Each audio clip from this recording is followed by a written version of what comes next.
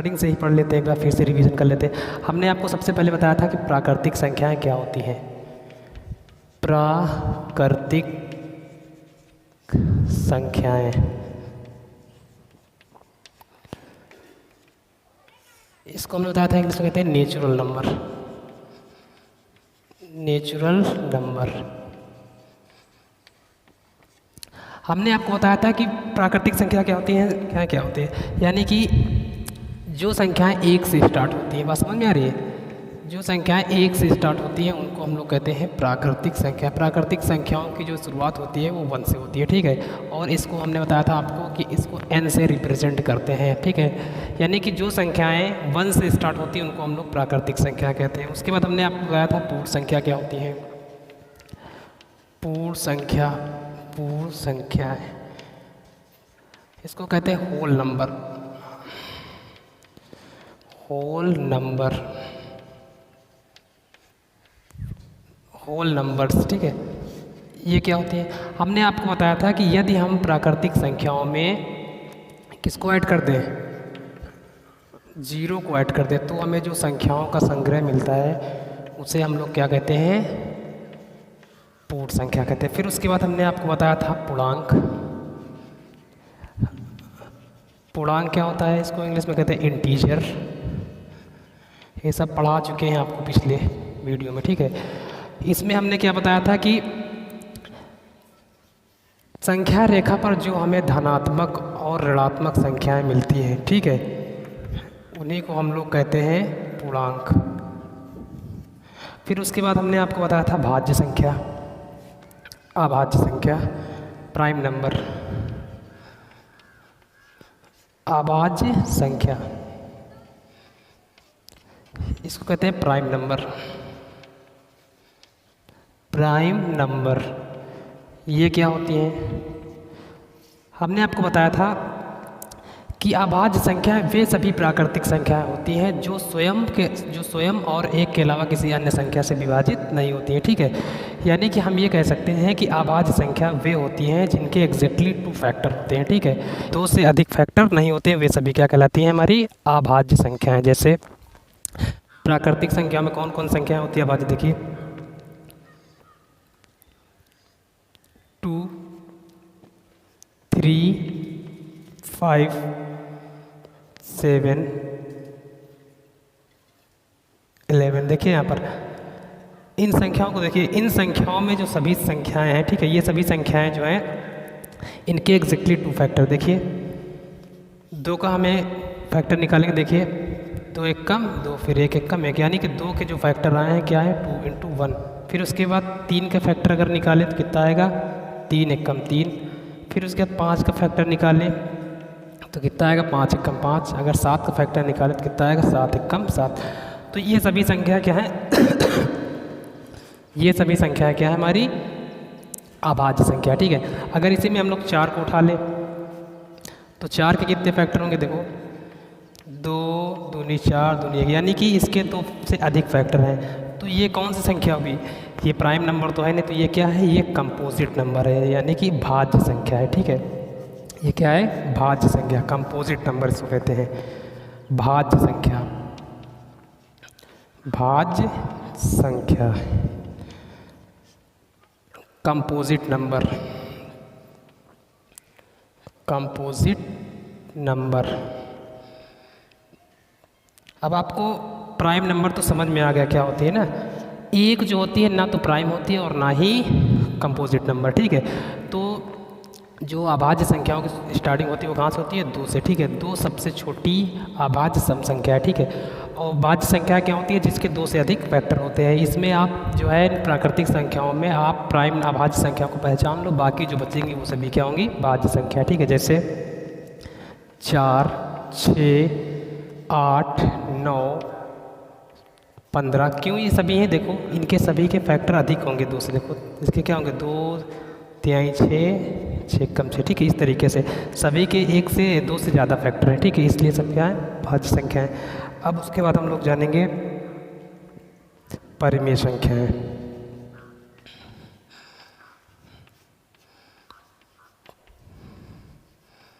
अभी एक्सरसाइज में आपसे क्वेश्चन पूछेगा तो वहाँ पर ट्रू फॉल्स बताना, इसको कहते हैं रेशनल नंबर। रेशनल नंबर ये क्या होती है? देखिए हमने आपको बताया था कि वे संख्याएं जो p बटे q के रूप में हो, बात समझ में आ रही है? जो p बटे q के रूप में हो, ठीक है। सभी प्राकृतिक संख्या परिमेय संख्या होती हैं, क्योंकि अगर हम किसी भी प्राकृतिक संख्या को उठा लें तो उसके नीचे हम 1 कर सकते हैं, जो कि p बटे q के रूप में है। सभी पूर्ण संख्याएं भी क्या हैं? परिमेय संख्या हो सकती है, ठीक है। सभी पूर्णांक भी परिमेय संख्या हो जाएंगी। पूर्णांक -3 है, इसके नीचे अगर हम लोग 1 रख दें तो p बटे q का रूप हो गया। तो ये भी क्या है? सभी पूर्णांक भी क्या होते हैं? परिमेय संख्या होते हैं। अब उसके बाद हम लोग जानेंगे अपरिमेय संख्याएँ।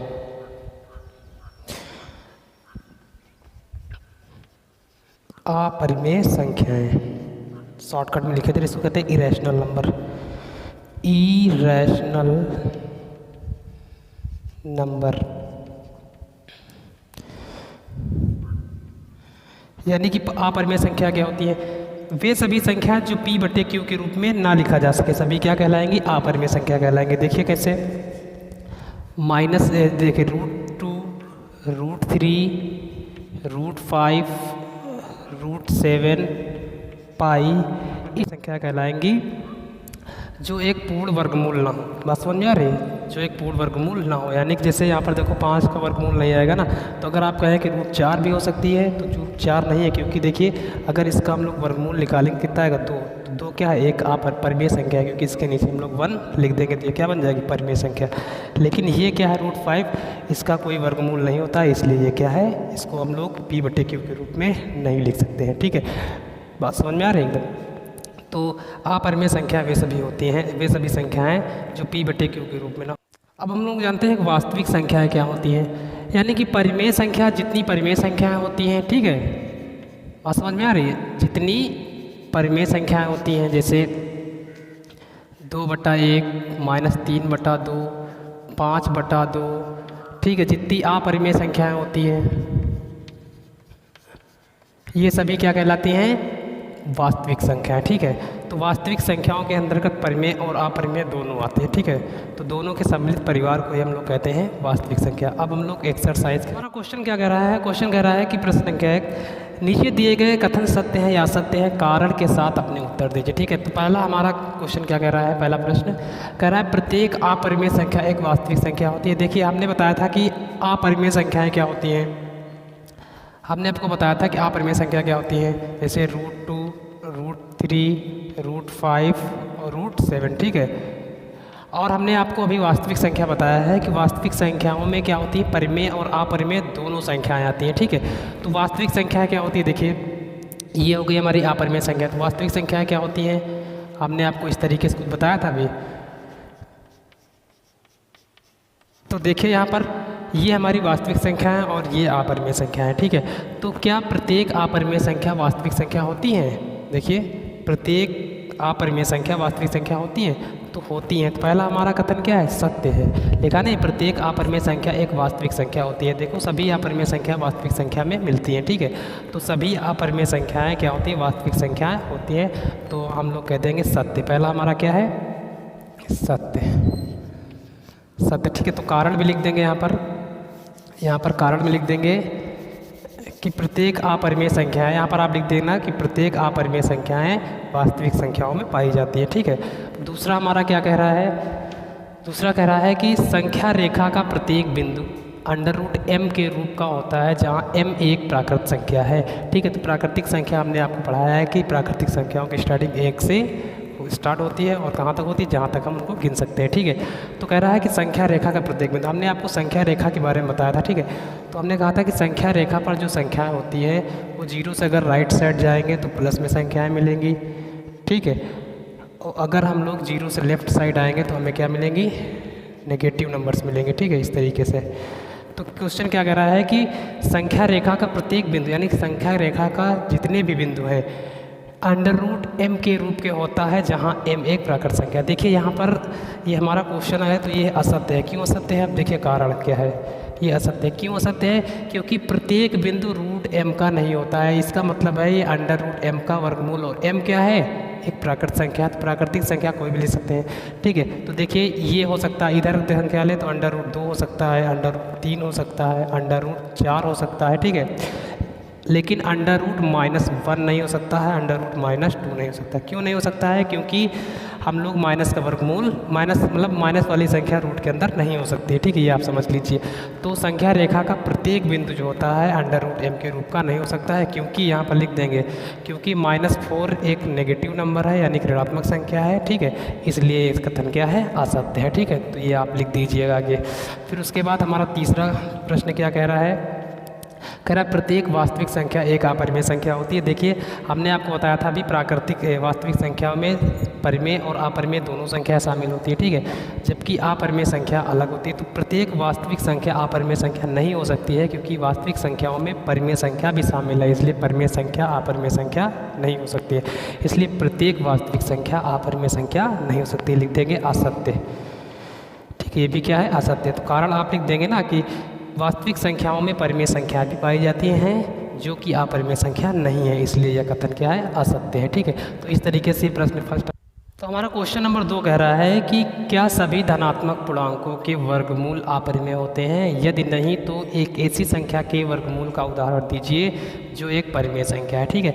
यानी क्वेश्चन क्या कह रहा है? क्या सभी धनात्मक पूर्णांकों के वर्गमूल अपरिमेय होते हैं? तो सबसे पहले हम लोग धनात्मक पूर्णांक लिख लेते हैं। धनात्मक पूर्णांक कौन से होते हैं ये हम लोग जानेंगे। धनात्मक पूर्णांक कौन से होते हैं?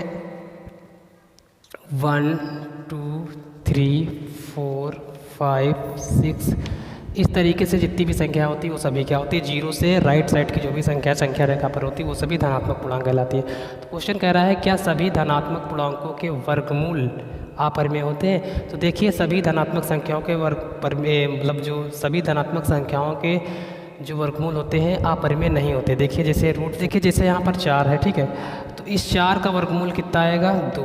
तो 2 क्या है? एक परिमेय संख्या है, नहीं परिमेय संख्या है, इसलिए सभी धनात्मक पूर्णांकों के वर्गमूल जो होंगे वो क्या होंगे? अपरिमेय नहीं होंगे। तो क्या लिख देंगे? लिख देंगे सभी धनात्मक पूर्णांकों के वर्गमूल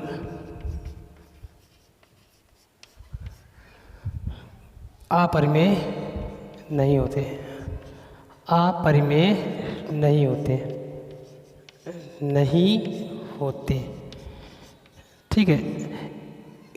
एग्जाम्पल में आप लिख देंगे चूँकि रूट चूँकि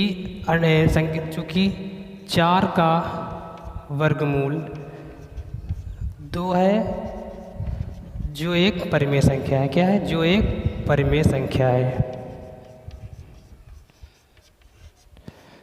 जो एक परिमेय संख्या है।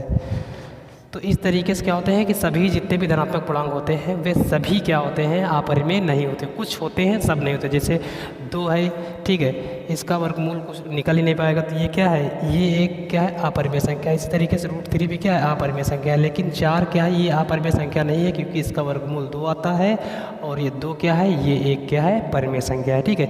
इसलिए जो है सभी धनात्मक पूर्णांकों के वर्गमूल अपरिमेय नहीं होते। तो इस तरीके से क्वेश्चन नंबर 3 को सॉल्व करने से पहले हम लोग कुछ एग्जाम्पल भी सॉल्व कर लेते हैं, ठीक है। यानी कि संख्या रेखा पर संख्याओं का मान निर्धारण करना, ठीक है। तो मान लेते हैं ये हमारी संख्या रेखा है, ठीक है, इसको हम मान लेते हैं 0 यहाँ पर, ठीक है। ये क्या है? 0, ठीक है। अब हम लोग इस 0 से इस संख्या रेखा पर हम 1 सेंटीमीटर स्केल से आप नाप लेंगे। 1 सेंटीमीटर पर हम लोग एक बिंदु मान लेते हैं A, इसको मान लेते हैं A, ये 0 है, इसको मान लेते हैं A, इसको मान लेते हैं B, ठीक है। अब हम लोग क्या करेंगे? इस पर हम लोग एक 90 डिग्री का कोण बनाएंगे, ठीक है, 90 डिग्री का एंगल। आप लोगों ने 90 डिग्री का एंगल बनाना सीख ही लिया होगा पिछली क्लास में। तो क्या करते हैं हम लोग? अगर हम लोग प्रकार की सहायता से बनाएं तो इस तरीके से प्रकार रखेंगे और ऐसे घुमाते हैं, ठीक है, इस तरीके से घुमाते हैं। फिर क्या करेंगे? यहाँ से एक ऐसे चाप लगाएंगे, फिर यहाँ से एक ऐसे चाप लगाएंगे, ठीक है, इस तरीके से। फिर क्या करेंगे? इसको हम लोग मिला देंगे, ठीक है, मिला दिया हमने इसको। ये कितना है? 1 सेंटीमीटर, ठीक है। अब क्या करेंगे? 1 सेंटीमीटर नाप के एक इस परपेंडिकुलर जो हमने लाइन खींची इस पर एक चाप लगाएंगे, ठीक है। 1 सेंटीमीटर जितना ये है 1 सेंटीमीटर नाप के एक इस पर चाप लगाएंगे इस तरीके से, ठीक है। मान लिया चाप लगा दिया, इसको मान लेते हैं हम लोग C, ठीक है। अब इसको हम यहाँ मिला देंगे, ठीक है। इसको हमने यहाँ पर मिला दिया, ये A है। ये एंगल कितना बना 90 डिग्री का। अब ये क्या बना है हमारा समकोण त्रिभुज, ठीक है, राइट एंगल ट्राइंगल। ये कितना है 1 सेंटीमीटर, ये भी है, ठीक है। अब यहाँ पर देख रहे हो कि ये हमारा एक समकोण त्रिभुज बन गया। आप लोगों ने पिछली कक्षा में पाइथागोरस प्रमेय सीखा होगा, ठीक है। तो पाइथागोरस थ्योरम क्या कहती है, कर्ण का स्क्वायर बराबर लंब का स्क्वायर प्लस आधार का स्क्वायर, ठीक है। किसमें, ट्राइंगल ABC में, पाइथागोरस प्रमेय से, ठीक है। पाइथागोरस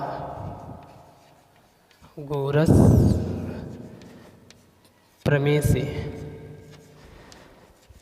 पाइथागोरस प्रमेय क्या कहती है, त्रिभुज ABC में पाइथागोरस प्रमेय क्या कहती है, कर्ण का स्क्वायर बराबर लंब का स्क्वायर प्लस आधार का स्क्वायर। यानी कर्ण कितना दिया है AC का स्क्वायर प्लस AC का स्क्वायर इक्वल BC का स्क्वायर प्लस AB का स्क्वायर। ये तो कहता है कर्ण का स्क्वायर, यानी कि कर्ण का स्क्वायर बराबर लंब का स्क्वायर प्लस आधार का स्क्वायर। तो ये कितना दे रखा है AC का स्क्वायर, BC कितना दे रखा है 1 का स्क्वायर, AB कितना दे रखा है 1 का स्क्वायर। तो कितना हो जाएगा 1 + 1 कितना हो जाएगा 2। यानी AC अगर इस स्क्वायर को हम लोग हटाएं तो इधर लग जाएगा रूट, ठीक है। तो ये कितना आ जाएगा रूट, AC की वैल्यू कितना आ जाएगा √2, यानी कि ये मान कितना आ गया हमारा √2, ठीक है। तो ये हमारा वैल्यू आ गई √2। अब क्या करेंगे हम लोग, इस प्रकार से यहाँ तक फैलाएंगे चाप, बात समझ में, इस प्रकार से यहाँ तक चाप फैलाएंगे और इस तरीके से देखिए ऐसे डॉट डॉट डॉट डॉट करके हम लोग यहाँ तक नीचे तक लाएंगे। तो ये जहाँ पर काटेगा, ठीक है, संख्या रेखा को, वहीं पर उसका √2 यानी कि उसका वहाँ पर √2 शो करेगा, ठीक है। इस तरीके से ये √2 का निर्धारण हो गया संख्या रेखा पर। अब मान लिया हम लोग को √3 का निकालना है, तब क्या करेंगे, देखिए ये हमारी मान लेते हैं, अब हम लोग कुछ समय मान के चलते हैं, ये हमारी संख्या रेखा, ठीक है। अब क्या करेंगे, इस पर हम लोग 90 डिग्री का कोण बनाएंगे। देखिए कैसे बनाएंगे एंगल, इस पर हम लोग 90 डिग्री का एंगल बनाएंगे इस तरीके से, ठीक है। फिर वही काम यहाँ से एक चाप लगाएंगे और इधर से एक चाप लगाएंगे इस तरीके से, ठीक है। इस तरीके से इस पर हम लोग बनाएंगे एक 90 डिग्री का एंगल।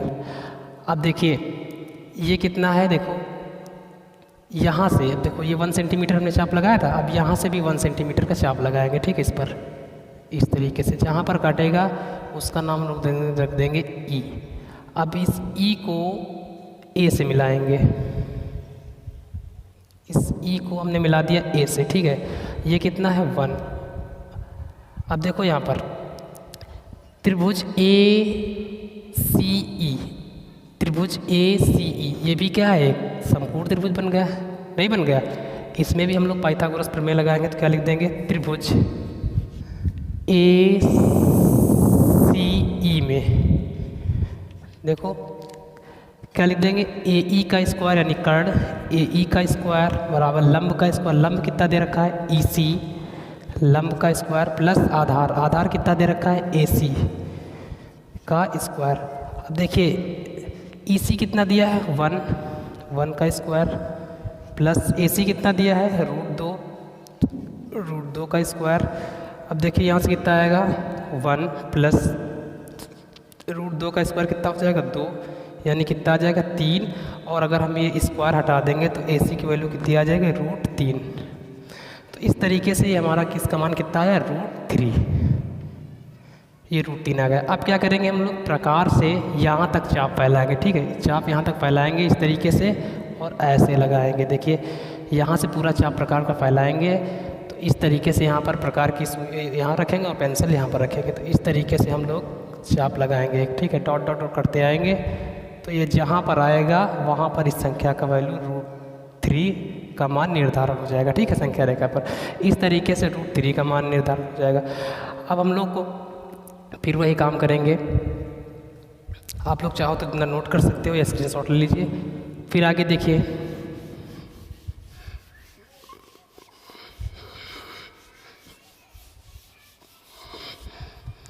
अब उसके बाद क्या करेंगे, देखिए यहाँ पर अब देखिए इस पर 90 डिग्री कोण बनाएंगे। इस पर 90 डिग्री कोण कैसे बनाएंगे, इस तरीके से, ठीक है। एक मिनट, इस तरीके से प्रकार से ऐसे करेंगे, फिर यहाँ से प्रकार से एक चाप ऐसे लगाएंगे, फिर इधर से एक चाप ऐसे लगाएंगे, ठीक है। एक चाप ऐसे लगाएंगे, एक चाप ऐसे लगाएंगे, फिर इसको मिला देंगे, देखिए यहाँ पर, ठीक है। इस तरीके से मिलाएंगे। अब क्या करेंगे, यहाँ से 1 सेंटीमीटर का चाप लगाएंगे, ठीक है। इस तरीके से चाप लगा दिया। ये कितना लगाया, 1 सेंटीमीटर। जहाँ पर ये इसको काट रहा है उसका नाम रख देंगे डी, ठीक है। अब क्या करेंगे, इसको मिला देंगे यहाँ, फिर इसको मिला दिया। अब देखिए ये भी क्या होगा, एक समकोण ट्रायंगल बन गया, नहीं बन गया, समकोण त्रिभुज बन गया। देखो त्रिभुज AED में, किसमें, त्रिभुज AED में, इसमें ध्यान दीजिए, ये कर्ण है, ये लंब है और ये आधार है। तो फॉर्मूला क्या होता है पाइथागोरस प्रमेय, कर्ण का स्क्वायर इक्वल लंब का स्क्वायर यानी DE। कर्ण क्या है यहाँ पर लिखिए ना, कर्ण क्या है AD और लंब क्या है DE का स्क्वायर प्लस, और आधार कितना है AE का स्क्वायर। अब देखिए यहाँ पर DE कितना दिया है, DE दे रखा है 1, तो इसका 1 का स्क्वायर कर देंगे। AE कितना दे रखा है, देखो AE √3 का स्क्वायर कर देंगे। अब देखिए यहाँ पर ये कितना आएगा, 1 प्लस √3 का स्क्वायर कितना आएगा, 3। किसी भी संख्या का में अगर रूट का स्क्वायर लगा होता है तो वो रूट हट जाता है, केवल वही संख्या बचती है, ठीक है। अब देखिए यहाँ पर कितना हो जाएगा, 4। इसका वर्ग हटाएंगे तो AD की वैल्यू कितनी आएगी, √4 नहीं आ जाएगा, ये रूट लग जाएगा इधर। तो इस तरीके से AD की वैल्यू आ जाएगी, यानी कि AD का मान कितना आ जाएगा, ये आ जाएगा √4। इस तरीके से √4 आ गया। अब क्या करेंगे, हम प्रकार से पूरा चाप फैलाएंगे यहाँ तक, एक नोक यहाँ पर रखेंगे, प्रकार की नोक यहाँ रखेंगे और पेंसिल यहाँ पर रखेंगे। इस तरीके से इसको हम लोग लाएंगे करते हुए, इस तरीके से करते हुए जब लाएंगे तो ये यहाँ पर कटेगा, ठीक है आके। तो इसका नाम हो जाएगा √4, इस तरीके से। अब हम लोग √5 का निर्धारक करेंगे, ठीक है। तो इसको सॉल्व कर देते हैं।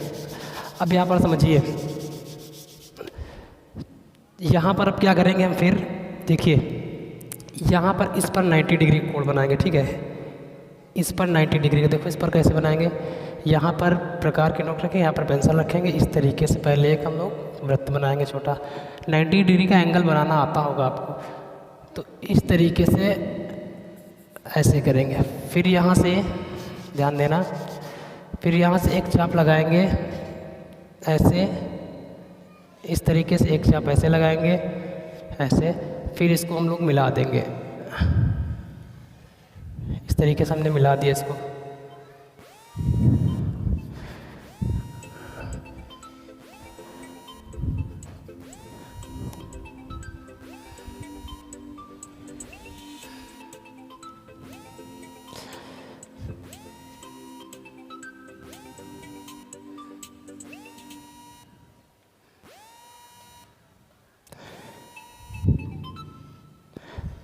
तो इस तरीके से इस पर एक परपेंडिकुलर खींचेंगे, तो यहाँ से भी 1 सेंटीमीटर का चाप लगाएंगे इस पर, इस तरीके से, ठीक है। यहाँ से 1 सेंटीमीटर नाप के इस तरीके से काट देंगे। फिर ये जहाँ पर मिलेगा इसको हम जाके वहीं से मिला देंगे, देखिए इस तरीके से, ठीक है। अब देखिए त्रिभुज, इसका नाम रख देंगे F। अब देखिए यहाँ पर एक त्रिभुज फिर बन गया ना, त्रिभुज ADF में, ठीक है। क्या लिख देंगे, त्रिभुज ADF में। तो क्या हो जाएगा इसमें, AF का स्क्वायर, लंब क्या दे रखा है DF का स्क्वायर प्लस आधार कितना दे रखा है DA का स्क्वायर। अब यहाँ पर देखिए AF की वैल्यू कितनी दे रखी है, नहीं पता है, ठीक है। एफ का स्क्वायर, डी एफ का मान कितना दे रखा है, डी एफ कहाँ गया, डी एफ ये 1 सेंटीमीटर है, तो डी एफ की वैल्यू कितनी हो जाएगी 1 का स्क्वायर प्लस डी ए कितना दे रखा है √4, तो ये हो जाएगा √4 का स्क्वायर। अब यहाँ पर कितना हो जाएगा 1 का स्क्वायर 1 प्लस √4 का स्क्वायर कितना होगा 4, ठीक है। अब यहाँ पर कितना हो जाएगा 5, अब यहाँ से स्क्वायर हटाएंगे तो ए एफ इक्वल टू कितना हो जाएगा √5। तो इस तरीके से √5 का भी हम लोग निर्धारण कर सकते हैं, ए एफ की वैल्यू कितनी आ गई √5, तो इस तरीके से √5 का भी मान आ गया। अब क्या करेंगे, यहाँ से प्रकार की नोक रखेंगे, यहाँ पर पेंसिल रखेंगे, इस तरीके से फिर हम लोग एक चाप लगाएंगे, ठीक है। इस तरीके से चाप लगाते आएंगे, जब चाप लगाते यहाँ पर आएंगे तो ये यहाँ पर कहीं पर काटेगा, ठीक है। इस तरीके से और भी लंबी सी रेखा होगी ना, तो इस तरीके से यहाँ पर काटेगा, इसका नाम हो जाएगा √5। तो इस तरीके से आप किसी भी संख्या का मान निर्धारण कर सकते हो, √7 का निकाल सकते हो, √8 का निकाल सकते हो, √9 का निकाल सकते हो, इस तरीके से निकाल सकते हो, ठीक है। तो इस तरीके से हम लोग किसी भी संख्या का मान निर्धारण करते हैं, ठीक है। तो अब हम लोग क्वेश्चन नंबर 3 को सॉल्व करेंगे। क्वेश्चन नंबर 3 हमारा क्या कह रहा है कि दिखाइए कि संख्या रेखा पर √5 को किस प्रकार से निरूपित किया जा सकता है, ठीक है। तो देखिए जिस तरीके से हमने आपको बताया है √5 पे मान उसमें निकला था, संख्या रेखा पर दिखाया था, तो उस तरीके से अगर हम लोग निकालेंगे एक एक करके तो बहुत लंबा चला गया। तो डायरेक्ट हम लोग √5 को कैसे प्रदर्शित करेंगे संख्या रेखा पर, ठीक है। तो हम लोग क्या करेंगे, एक लाइन खींचेंगे किसी भी लेंथ की हो, ठीक है, इसको मानेंगे 0, ए पॉइंट दे देंगे इसको। अब यहाँ से हम 2 सेंटीमीटर √5 निकालना है 2 सेंटीमीटर, ठीक है। तो 2 सेंटीमीटर पर हम लोग यहाँ पर एक दूसरा बिंदु ले लेंगे बी, ये कितना हो जाएगा 2 सेंटीमीटर, ठीक है। अब हम लोग इस पर क्या करेंगे 90 डिग्री का एंगल बनाएंगे, इस पर हम लोग 90 डिग्री का एंगल बनाएंगे। इस तरीके से पहले एक चाप ऐसे लगाएंगे, फिर एक चाप ऐसे लगाएंगे, फिर एक चाप ऐसे लगाएंगे और इसको हम लोग इस तरीके से मिला देंगे, ठीक है। अब देखिए यहाँ पर क्या होगा, इस तरीके से मिला देंगे। अब क्या करेंगे 1 सेंटीमीटर का चाप इस पर मारेंगे, जहाँ पर भी जाएगा इस तरीके से 1 सेंटीमीटर का हमने चाप मार दिया। अब क्या करेंगे, इसको यहाँ मिला देंगे स्केल की सहायता से, इसको यहाँ पर मिलाएंगे, ठीक है। ये कितना है 1 सेंटीमीटर। अब देखिए इसका नाम रख देंगे सी। यहाँ पर हमने क्या किया, पहले 2 सेंटीमीटर की एक लाइन खींची, ठीक है। उसके बाद क्या किया, हमने इस पर एक परपेंडिकुलर यानी कि 90 अंश का कोण बनाया, ठीक है। ये कितना है 90 डिग्री का, और ये कितना है 1 सेंटीमीटर पर हमने इस पर एक चाप लगाया। फिर ये जहाँ पर काट रहा है उसको हमने यहाँ मिला दिया ऐसे, तो हमारा ये बन गया एक समकोण त्रिभुज, ठीक है, राइट ट्राइंगल, ठीक है, बन गया। तो यहाँ पर अब हमें समकोण त्रिभुज मिल रहा है, इसमें हम लोग पाइथागोरस प्रमेय लगाएंगे, ठीक है। तो क्या लिख देंगे, समकोण त्रिभुज, समकोण त्रिभुज किसमें, ए बी सी में क्या हो जाएगा फॉर्मूला, ए सी का स्क्वायर यानी कर्ण का स्क्वायर बराबर लंब का स्क्वायर, लंब कितना दे रखा है बी सी, लंब का स्क्वायर प्लस आधार कितना दे रखा है ए बी। अब यहाँ पर देखिए बी सी की वैल्यू कितनी दे रखी है 1 का स्क्वायर, ए बी कितना दे रखा है 2 का स्क्वायर, कितना हो जाएगा 1 2 का स्क्वायर 4, ठीक है। तो कितना हो जाएगा 5, यानी ए सी अगर स्क्वायर हटाएंगे तो इधर की वैल्यू आ जाएगी √5। तो इस तरीके से ए सी का मान आ जाएगा। तो ये मान कितना आ गया हमारा √5। अब क्या करेंगे, हम यहाँ से प्रकार की नोक रखेंगे और पेंसिल यहाँ पर उसकी रखेंगे, ठीक है। इस तरीके से इसको हम इधर की ओर चाप लगाएंगे, ठीक है, इस तरीके से। तो ये जहाँ पर काटेगा वही हमारा हो जाएगा √5, वहाँ पर शो करेगा, ठीक है। इस तरीके से हम लोगों ने √5 का मान निर्धारण कर लिया। अब हम लोग इसके एग्जाम्पल को भी सॉल्व कर सकते हैं, ठीक है। तो अब हम लोग क्वेश्चन नंबर 4 कह रहा है मेरा कि √2 √3 √4 डॉट डॉट डॉट, इसका मतलब और भी जो रूट की संख्याएं हैं यानी कि इनके आगे क्या होगा √5 √6, इन सभी को मिलाकर एक सुंदर सर्पिल की रचना करना, ठीक है। देखिए कैसे रचना करेंगे हम लोग। यहाँ पर हम लोग एक रेखा खींचेंगे इस तरीके से, ठीक है। इस तरीके से एक रेखा खींचेंगे, ये हो जाएगा 0, इसका नाम रख देंगे ए, 1 सेंटीमीटर है ये लाइन कितनी है 1 सेंटीमीटर, ठीक है। इसका नाम रख देंगे बी, ये है 1 सेंटीमीटर। अब हम लोग क्या करेंगे, इस पर हम लोग एक 90 डिग्री का एंगल बनाएंगे, ठीक है।